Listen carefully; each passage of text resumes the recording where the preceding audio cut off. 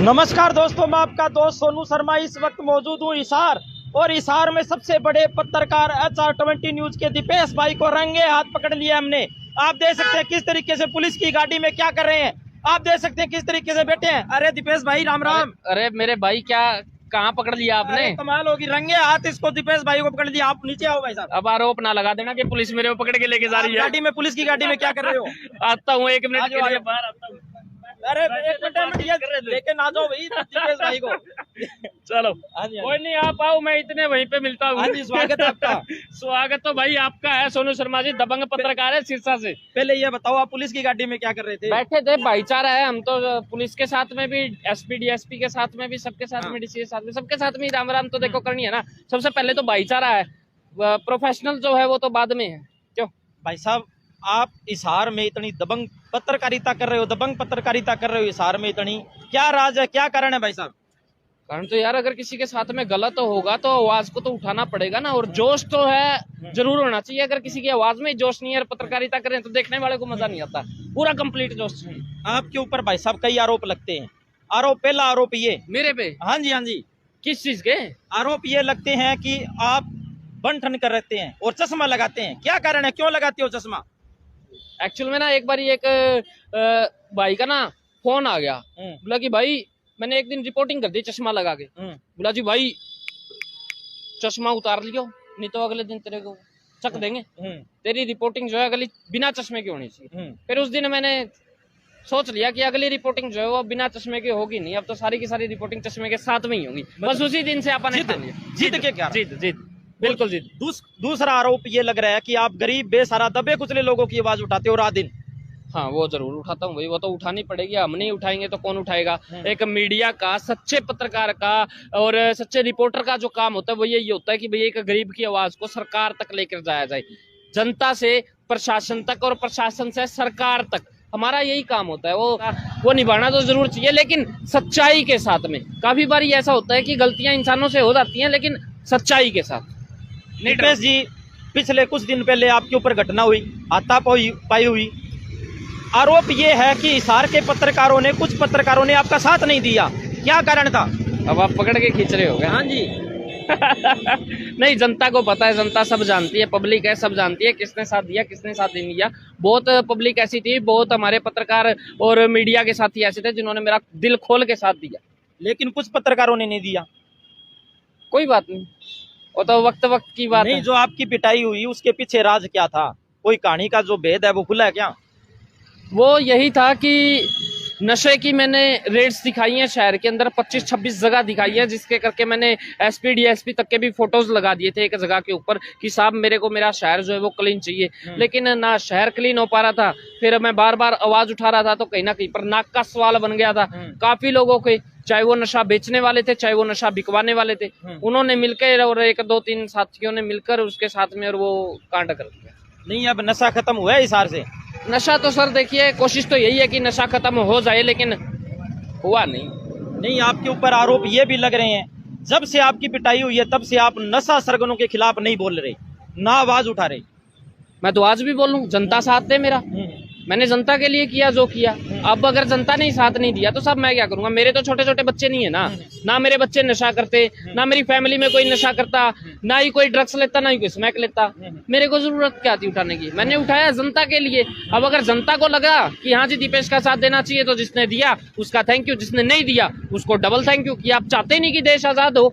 देश आज भी उन्हीं जंजीरों के अंदर जकड़ा हुआ है। वो ये उस दिन समझेंगे जिस दिन इनका बच्चा किसी कोने के अंदर बैठ के ड्रग्स ले रहा होगा और कोने के अंदर पड़ा होगा और वहीं पे सड़ता सड़ता मर जाएगा। उस दिन पता चलेगा। जिसके घर के अंदर बीत रही है, जिसका परिवार टूट चुका है, जिसके बच्चे नशा कर रहे हैं, जिसकी फैमिली दूर हो चुकी है, उनसे पूछो, उनके माँ बापों से पूछो क्या बीत रही है। काफी लोग ऐसे हैं जनता के अंदर, कहते जी हमको क्या दिक्कत है, हमारे घर में तो कोई नशेड़ी है नहीं। है तो नहीं, लेकिन बहुत सारी स्कीम्स ऐसी होती हैं। आपका बच्चा कब गलत संगत के अंदर चला गया कुछ नहीं पता चलता। आपको भी जब पता चलेगा जिस वक्त पे ठीक नहीं कर पाओगे, उसको हाथ से निकल चुका होगा। अब ये बताओ, आप सिरसा कब आ रहे हो? आप अब ले चलो। चलो साथ चलो, क्योंकि हम लोग हमेशा जो है ना जनता की आवाज उठाने के लिए हमेशा तैयार रहते हैं, चाहे उसके लिए सिरसा जाना पड़े, चाहे फरीदाबाद जाना पड़े, कोई दिक्कत नहीं। तो और आप संदेश क्या देना चाहते हो? हमारे साथियों को क्या संदेश देना चाहते हो? संदेश तो यही है कि भाई अच्छे से रहा करो। अगर कोई व्यक्ति सच्चाई की आवाज को बुलंद कर रहा है तो उसका साथ दें।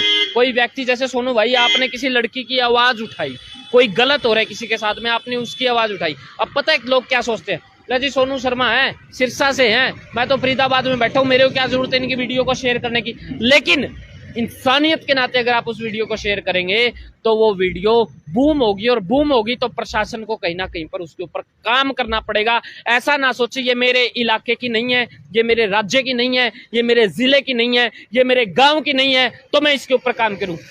आपको काम करने की जरूरत है। आपका तो एक शेयर होगा, सामने वाले की जिंदगी बन जाएगी, क्योंकि आपका एक शेयर किसी की भी लाइफ बना सकता है, उसको उस मुकाम तक पहुंचा सकता है जिसके लिए वो दर बदर प्रशासन के, एमएलए के, एमपी तक के ठोकरे खा चुका है, दरवाजे खटखटा चुका है। दरवाजे हर जगह पर बंद मिले, आप उसका दरवाजा आपके ऊपर एक लास्ट में बात है, आरोप लग रहे हैं कि आप हिसार से विधानसभा का चुनाव लड़ोगे। क्या?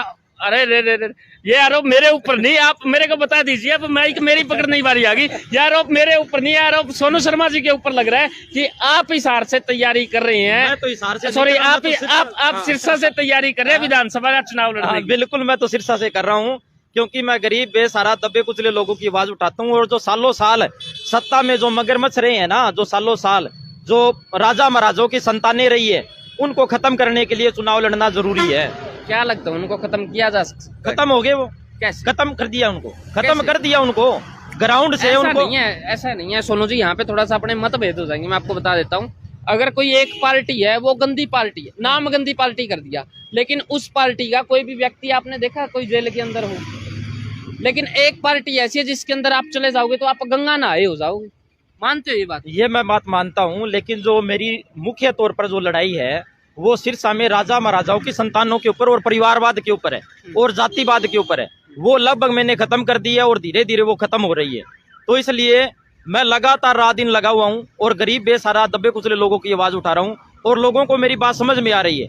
अब जो सिरसा में, मैं आपको बता दूं, लोगों के घरों में कोई भी समस्या होती है तो उनको बुलाने की बजाय मेरे को बुलाते हैं लोग। ये बात है। ये बहुत अच्छी बात है, लेकिन क्या लगता है विधानसभा के अंदर आपको जाने की जरूरत क्यों पड़ी? बहुत लोग पड़े जिनके पास में पैसा भी है, अगर वो चाहें तो बिना विधानसभा चुनाव लड़े भी सिरसा का अच्छे तरीके से विकास करवा सकते। क्योंकि मैं एक गरीब और मध्यम वर्ग का आदमी हूँ और उनके दुख दर्द मैं ही समझ सकता हूँ। और उनके दुख दर्द मैं क्यों समझ सकता हूँ बता दूं कि मैं एक सरकारी स्कूल में पढ़ा हुआ हूँ। 6 किलोमीटर पैदल जाया करते थे पढ़ने के लिए, और 6ठी क्लास में हुआ तब स्कूल की फीस भरने के लिए 50 रुपए नहीं थे, घर में 50 रुपए नहीं थे। तो हमारी हर कंडीशन देखी हुई है, बिना बिजली के रहे हुए हैं, गंदा पानी पिया हुआ है, हर कंडीशन देखी हुई है। तो राजा महाराजा की संतान है, वो सोने की चम्मच से दूध और पानी पीते हैं, मखमल के गद्दों पे सोते हैं, लाइट चली जाती है, जनरेटर चलते हैं।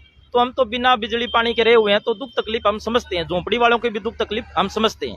तो यानी कि जो बड़े लोग हैं वो नहीं समझ पाते, वो नहीं समझ पाते, उनको पता ही नहीं है। बिल्कुल पक्का। बहुत लोग ऐसे जो सिरसा में कहते हैं मैंने दरवाजा खटखटाया, मेरे को सोने की चम्मच मिल गई। आप एक बात बताओ, जो मोटरसाइकिल चलाता है वो कार वाले का दुख दर्द नहीं समझेगा, जो कार वाला है वो मोटरसाइकिल वाले का दुख दर्द नहीं समझेगा। अब ये बताओ, भी मोटरसाइकिल पंचर हो गया या तेल खत्म हो गया तो कार वाला कैसे समझेगा? उसको दुख दर्द का ही नहीं पता है मोटरसाइकिल वाले का। चलो एक आरोप मैं लगा देता हूँ आपके ऊपर, आप ना लोगों से बातचीत करते हो जब चाय की चुस्कियां बड़ी लेते हो, ऐसा क्यों? ये लोगों का प्यार और आशीर्वाद है, जाता हूँ वहाँ चाय पिला देते हैं, इसलिए तेजाब हो जाती है, फिर रात को तेजाब वाला कैप्सूल लेके सोना पड़ता है। ये बात है। तो अब ये थे हमारे साथ दीपेश भाई, जो सिरसा के बहुत बड़े दबंग, सिरसा के नहीं हिसार के बहुत बड़े दबंग पत्रकार, जिन्होंने लगातार दिन रात एक कर रखी है लोगों की आवाज उठाने के लिए।